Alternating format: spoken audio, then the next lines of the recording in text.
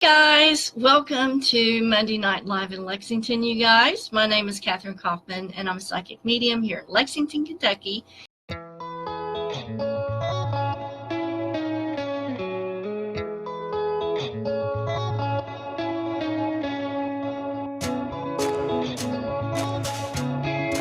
of all, thank you all for being here as well. My name is Rachel Ferguson. I'm an adult horror movie Kathryn Kauffman. Miss Kathryn Kauffman,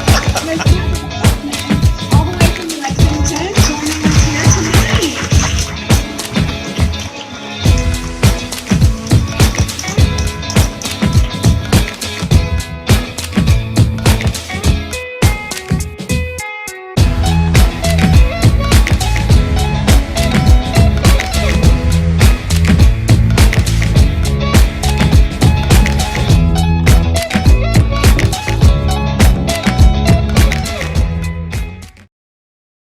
Welcome to my every Monday night show. This is where we try to answer a lot of questions and discover what and who we are in this journey called life.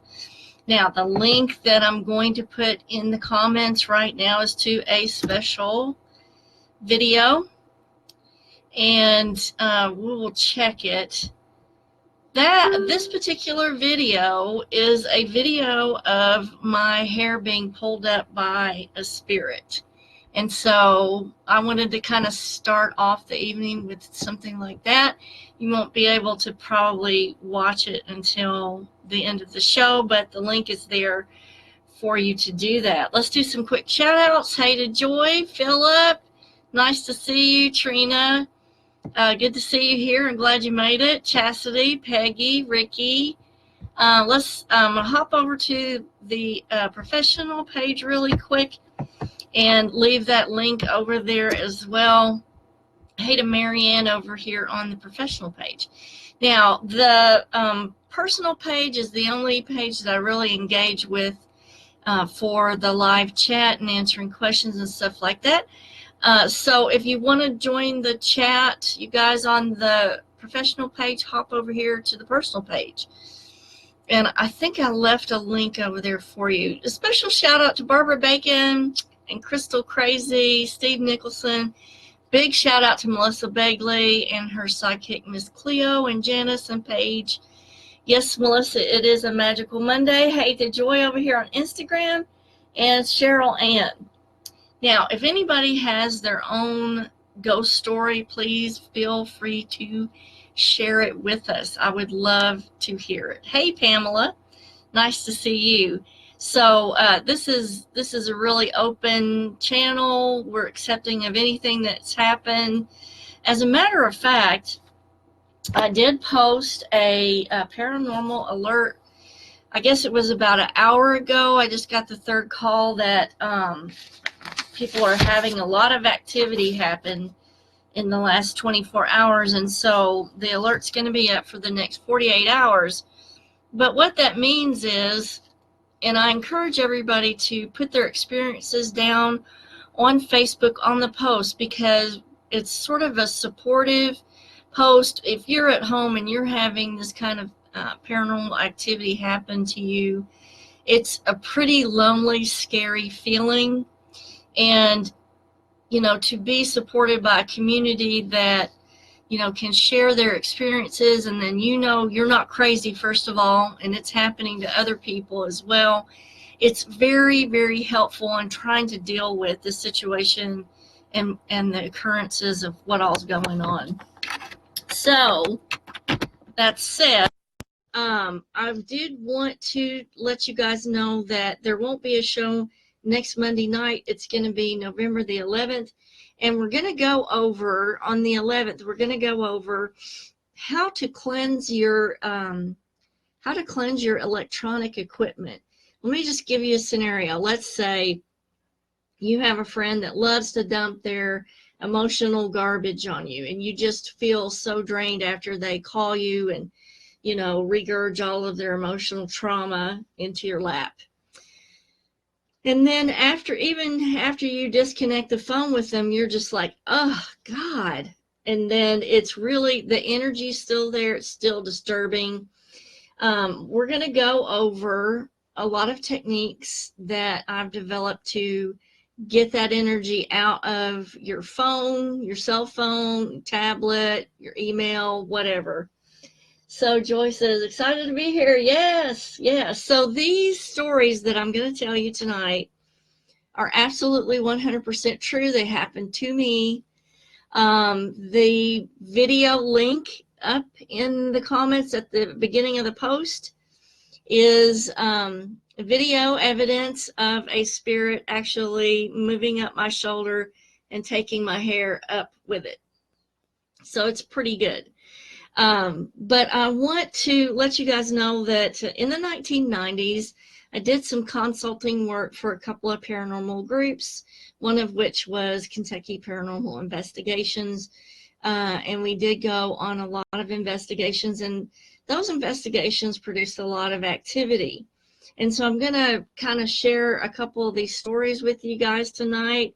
I don't think I have shared these yet, but it may be that a couple of you have heard these stories before. Certainly not all of them, because, I don't really talk about everything. I am going to not reveal specific locations or names, or sometimes even the sex of the person I'm talking about, just because I don't want to have any leading information that might reveal somebody's, I don't want to invade anybody's privacy. But these are very, very interesting. So let's start with, what's a really good one? God, they're all so good. Which one do I want to start? Let's start with, this was a Northern Kentucky split level home that we did an investigation on. And normally we usually went with a group of 6. And on this particular occasion, there was only 3 of us in the group. And the people had relayed to us in this Northern Kentucky home that there was a lot of activity in the parents' upstairs bedroom closet. And so we were investigating there. I remember doing a survey of the bedroom and the closet, and I really didn't get a whole lot. So I left the room, and as I was walking down the hallway, the person who was the leader of our group was walking towards me.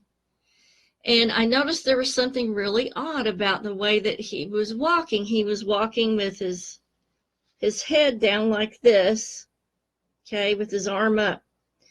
And as he brushed past me, and I did feel was very solid, his figure went like, come on with me. And he went back into the parents' bedroom and into the closet and disappeared. So I'm thinking, okay, I'm not sure why, because when I passed him in the hallway, I'm like, what are you doing up here? You're supposed to be downstairs with David. And he wouldn't answer me when he went past me like that. And so I thought, well, that's really weird. He didn't say anything. So I thought, well, I need to go downstairs and find David and see what's going on. So I went down the steps of the split level and rounded the corner, and there was David and Philip. So what I encountered in the hallway was not human, and that was a classic doppelganger. So now there's always something a little wrong with a doppelganger, and I think that's why it had its head down when it passed me, because it will either not look straight at you in the face, or there will be something wrong with the copy, or something, or it won't talk. So, or if it does talk, it'll be like an echo from far away, like somebody was casting the voice onto the object.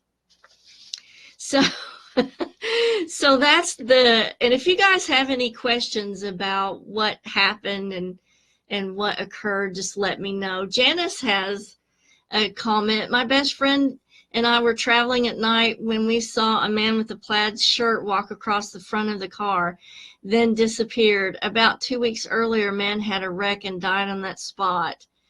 Wow, that is awesome, man. I bet you were scared. You know, and sometimes something like that will happen to me, and it will almost make you have a wreck because you see something and all of a sudden it's gone. Now the next incident that happened, let me kind of cross these off as we're talking about them, so that I don't get confused. This next incident that happened was at a Lexington property, and it was an apartment building, and it was a very elderly lady that was living in the apartment building, and she had sent us clips of some poltergeist type activity at her home. I think it was cans and glasses and stuff moving across her table and things like that. So, you know, I was skeptical when I saw the video clips, because you can do that with magnets, you know, inside the jar, inside the can. You can move stuff across, back and forth underneath the table with the magnet.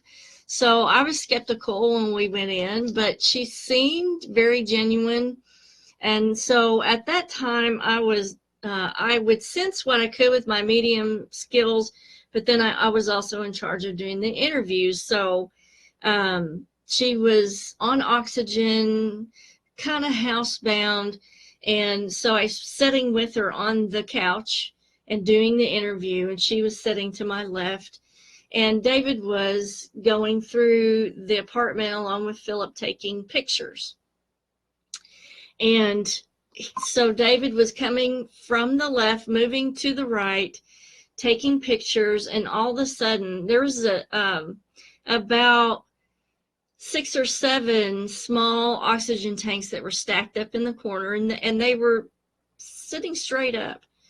All of a sudden, one of those full oxygen tanks comes up and comes flying at me and barely misses David. Like he probably could, you know, feel the breeze of it going past his back, and drops 2 feet in front of me. And we just looked at each other and kind of decided at that point that we might ought to leave the property because it was feeling a little bit dangerous. Now, that we did not get any EVPs, we didn't get any type of evidence except for that was a poltergeist type of activity. So I didn't feel anything intelligent or spirit-wise there to detect or to communicate with. So, but I mean, we can explain that through psychokinetic energy. You know, a lot of people produce psychokinetic energy and can move things with their own energy. And so I feel like that was a true poltergeist type of situation that we were investigating that night. So it's pretty cool. Hey, to all you guys over here on Instagram, thanks for joining. If you guys have any questions or comments, drop them down there, and I'll try to get to them. Let me do some quick waves to you guys. But thank you guys for being here. And I'm also prepared this week. If the Instagram feed goes off, I will stream off of this. So if it goes down, just hop back on in a couple minutes. So that was the oxygen tank incident where it went flying across the room, and that was pretty scary for us. Now, back when I used to work as a nurse over at the UK hospital, they had an old small unit. It was the burn unit, and I can remember on more than one occasion, and I worked night shift for almost 20 years, and on more than one occasion, you could hear a baby crying in the tub room. And next to the tub room, we used to have a room where we would take the burned children and they would play with, we had toys and stuff in there for them. And so you could hear crying in the tub room of a baby. And that was so creepy. And a few other people have heard that as well. Not sure if they're watching tonight or if they catch this on the replay, if they can shout out and let us know if they heard the crying baby as well back there. But that's really unnerving when you're working, you know, with just one other person back there in that unit. Now, nowadays, I don't think that unit is there anymore, and UK doesn't do very many burns. I think they send them north, maybe to Louisville or something, and they have a burn unit up there. But back then you could hear that baby crying next to the toy room in the tub room, which was pretty creepy. Now, I did get a call, and this was really weird, and this just goes to show that when you get calls to go out to property to address hauntings and paranormal activity, there are two things that I'm going to tell you tonight that we could not fix. There are situations that are unfixable. And here's two of these. So the first one was somebody who called me from Georgetown, and it was a rented property. And they were relaying to me how they had all this activity and things moving and apparitions and, you know, feeling threatened and whatnot. And so we went out there, and as soon as I got out of the car, I knew exactly what was wrong. There was not decorative stones that were in the front yard. Those were pre-Civil War graveyard markers. The property was built upon a cemetery. Now, once you establish a graveyard or a cemetery, that's land that's dedicated and consecrated to the dead. Living should not be there. That is something you cannot fix. So all you can do for the people that live there at that point is suggest that they move and do sort of temporize and comfort measures to get them to the point where they can move out and go somewhere else. So Ricky says, I'm admitted to UK and I've had a couple of odd occurrences of things dropping off the shelf. It felt weird, but when you're sick and recovering, I didn't want to play along. Exactly. And, you know, Ricky, when you're sick and when you've got a lot of medication in your body, that puts your brainwave state in a receptive type of mode to where you're going to see and be experiencing things that people on a higher brainwave are not. And when I say higher brainwave, more attention focused, because when you're sick and you're recovering, you're sort of in that theta wave of sort of trancy in and out, maybe. But people who are task oriented on beta wave are not going to notice the same things that you are susceptible to or that you notice. So back to the Georgetown incident, we did do a cleansing, and that bought them about a month or two until they could move out of the property. But, you know, be sure you know what you're building on top of. And also, here's another thing, always do your research on properties before you make an offer. As a matter of fact, I did get a consult just a week ago about a property, and they had sent me pictures to evaluate, and there was a huge portal in that property that person would not have wanted to purchase that property. And it did save them from making a huge mistake by spending the money on something that would have ended up to be horrible. And by the way, the portal was also confirmed by someone else, not just by me. So, so two of us picked up on the same thing at the same property. So if ever you want a consult to evaluate something that you're going to buy, I'm available for that. And if you're a realtor and you want to know how to improve the energy of a property that you're having a lot of trouble moving, call me. Okay. Hey to Jacqueline, nice to see you, and Samantha and Marianne and Mindy and Dana and Michael and Val and Lisa. Good to see you guys, and Brianna and Pat. Okay, so here's the next one. So we talked about Georgetown. This was a condo situation in Lexington, and this was, I guess, about a year ago, maybe a year and a half.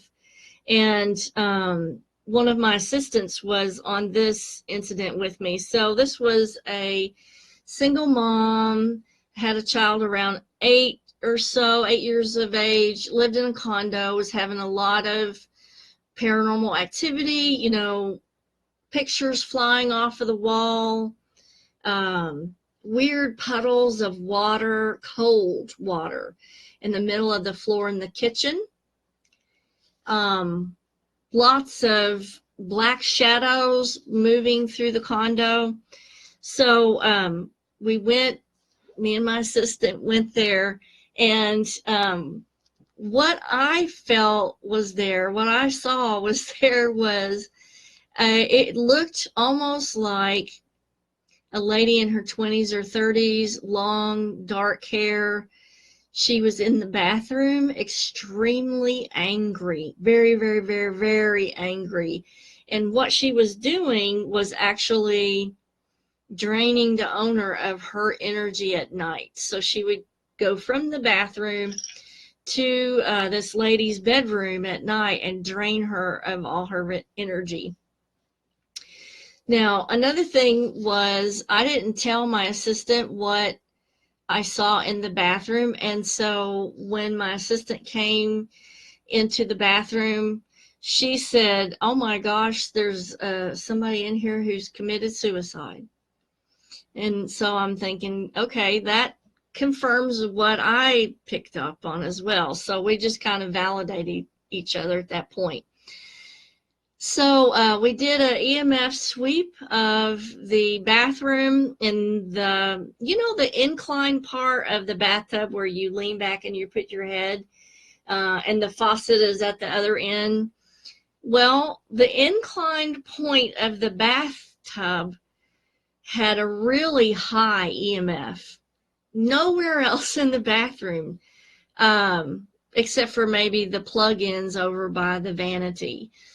But it was just an area of like this big on that inclined portion of the bathtub.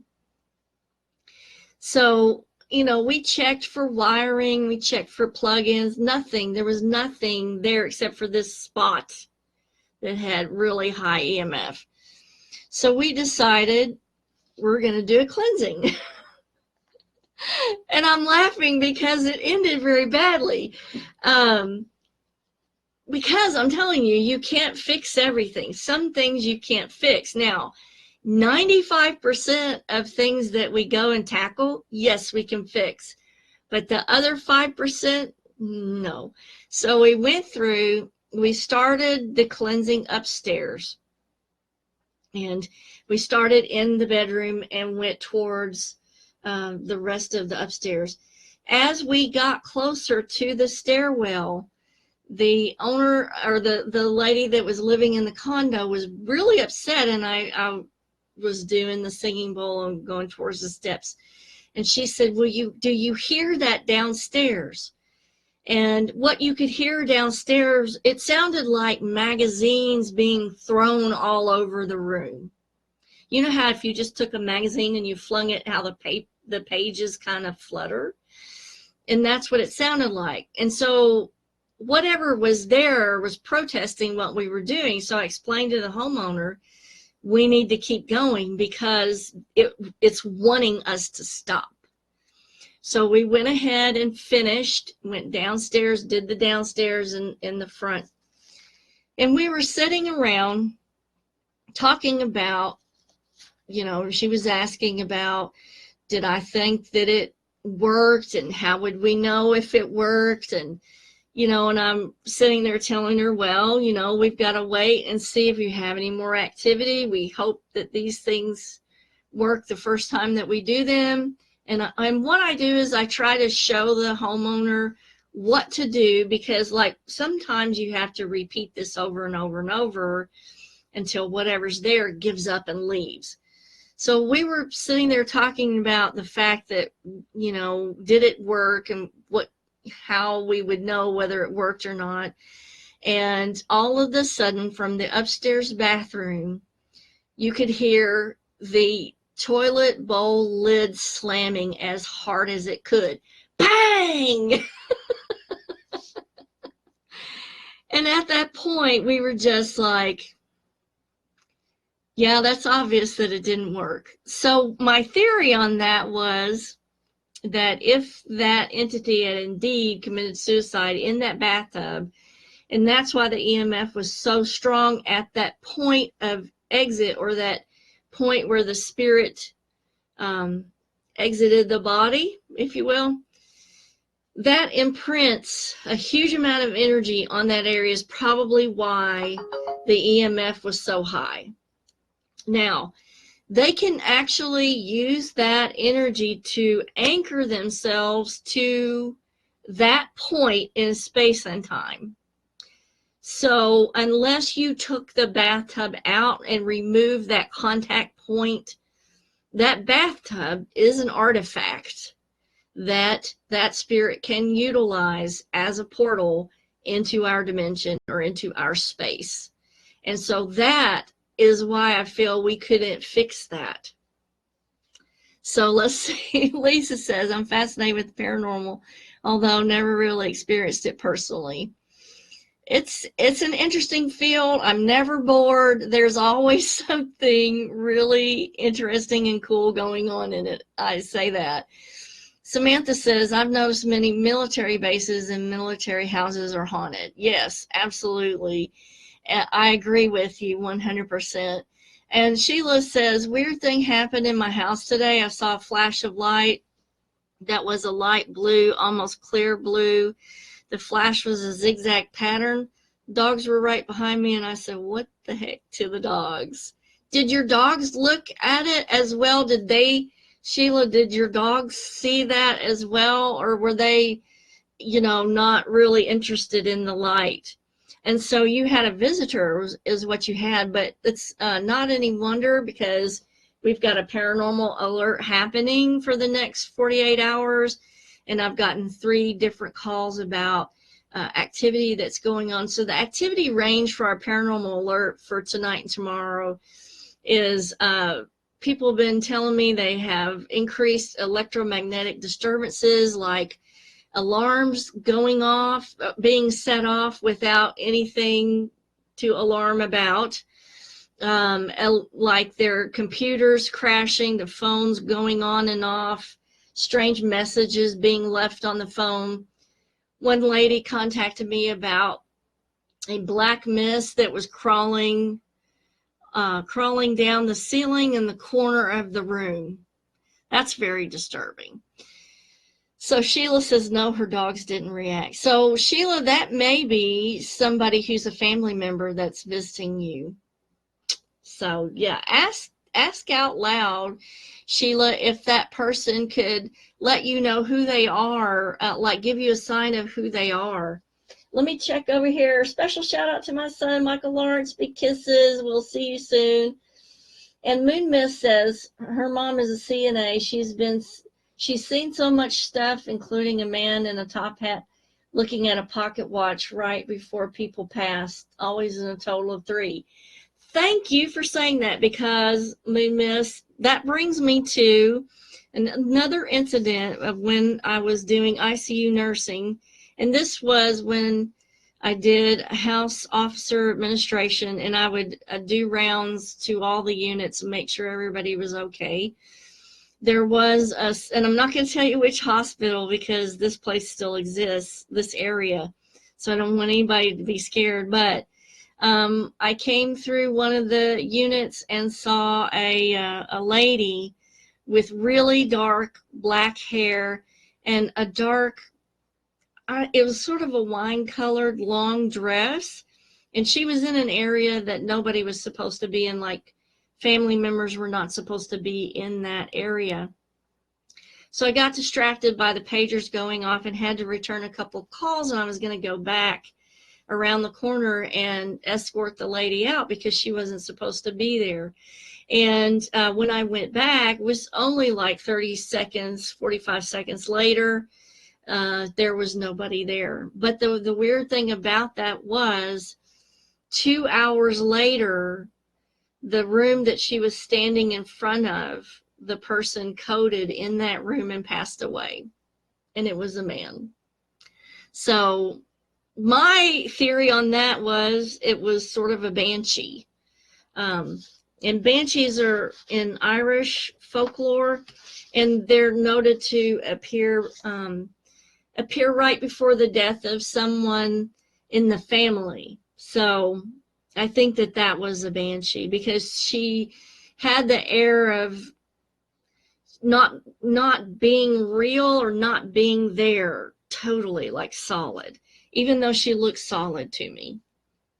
Now let's see how much I'm gonna go through 2 more before we quit for the night.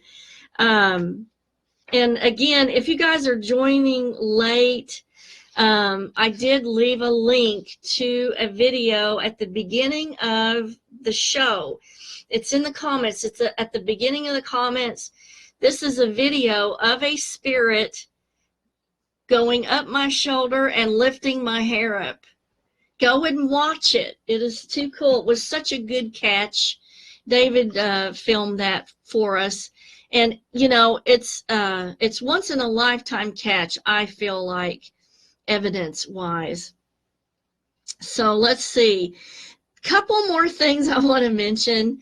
And this has been several years ago. There's a place out in western Kentucky towards Russell Springs called Soul's Chapel. And that is the weirdest place. I got feelings of all different kinds of entities being there. There were red eyes looking at us from all different angles, you know, and you try to explain it to yourself like, oh, it's a raccoon, or oh, it's a possum. But the feeling was very invasive, like entities coming from every different direction. But the weird thing about that place was someone, I don't know who, and the baby dolls were all different, but someone, and if anybody knows about this and the baby dolls and can explain it, please put it in the comments. I want to know. But someone had placed these old antique broken baby dolls on several of the headstones. And I did get some pictures of those, and I'll try to drop them in the comments after the show so you guys can look at them. So Trina says she has a lot of stories about how she grew up in a haunted home. Please share one with us, Trina. We all love ghost stories here.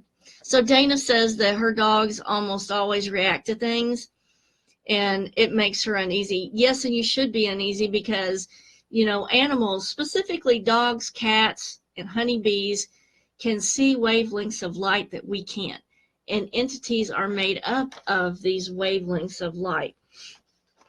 So let's go over a couple more before we end. We did an investigation out in a big home in Nicholasville, and I remember the homeowner telling us that she felt like it was a young child because she had put powder in front of this little doorway upstairs that she felt like this entity was coming and going from. And she had a picture of little kind of baby feet in the powder, if I'm remembering that correctly. But when we did the investigation, we got video evidence, we got EVPs. The best EVP that David had gotten was an EVP. It sounded like carnival music.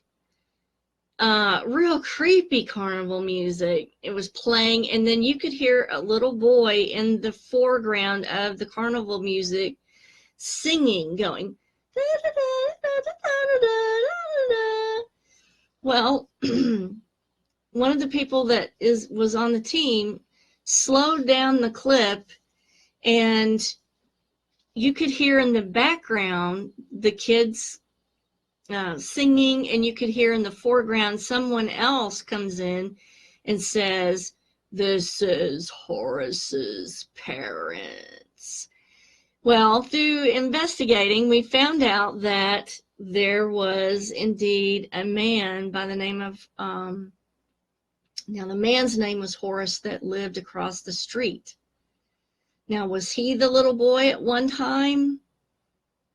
I don't know, but we did a cleansing on that house, and I'll never forget that when we got done and we were closing the circle and finishing the cleansing, we were at the front of the property and we were closing it, and all of us standing there saw something white very fast shoot up the driveway and was gone. It was about that big, I guess. Looked like a huge ball of white light that went just streaking up the driveway. And I knew that we had all seen it because we were looking like this, and all of us went. So, and then we were like, well, did you see that? Yes, I saw that. So it was pretty cool. So Mindy says, every time I go visit my parents and I'm in their kitchen, their touchless kitchen faucet turns on at random times and no one is next to it. So for you guys that have a lot of activity, get yourself a motion detector. That was one of the best things that we had on the investigations in the 1990s, was a motion detector, because you would hear the detector go off, and like maybe 1 to 2 seconds later, you would see the anomaly on the video. So you would set up a video cam next to the motion detector and have it aimed like right around in front of it. And it's very handy to pick up on stuff that you would normally miss. So Chastity said this is her favorite topic. Share one of your stories with us, Chastity. So let me see what I can close with here. Oh, this is the best one of all. And I'm going to put a picture in the comments of this too. So you know how we do the haunted items hunt. It's the second Sunday of every month. And I go around and I evaluate stuff, and I put up 2 pictures of things that have haunting type of activity, like EMF or word generator, whatever, and 2 decoys. And then you have to pick which are the decoys and which ones have energy or are haunted. And you do that using your own abilities. Well, some of those things Kathryn likes to bring home with her. And if you guys have followed the haunted items hunt, back when I had the little clowns, the 4 little clowns, every now and then, I've put these clowns way up on a shelf in the hallway, okay? And every now and then, there's one clown in particular that I find laying down, face down on the ledge. There's no way that it can move like that. Like the other ones are all sitting there. It is up and out and laying face forward on the ledge. And I think I've got a picture of that as well. But another thing is, like, David and I will be down the hallway and we'll hear talking right around that ledge where those clowns are. It's nothing ever intelligible. And it just sounds like this. It just sounds like that. And there's nothing else happened but that, but I know that they really are very active. And so, you know, to those of you guys that come for a reading and you want to see the clowns, I will let you see the clowns. You can hold them, you can see them, you can talk to them. There's a few other things that I've drug home with me that are very haunted, and they're in my reading room and in my bedroom. I can't help it. I just love haunted stuff. So anyway, don't forget, next week I'm going to be taking off and taking some time with David.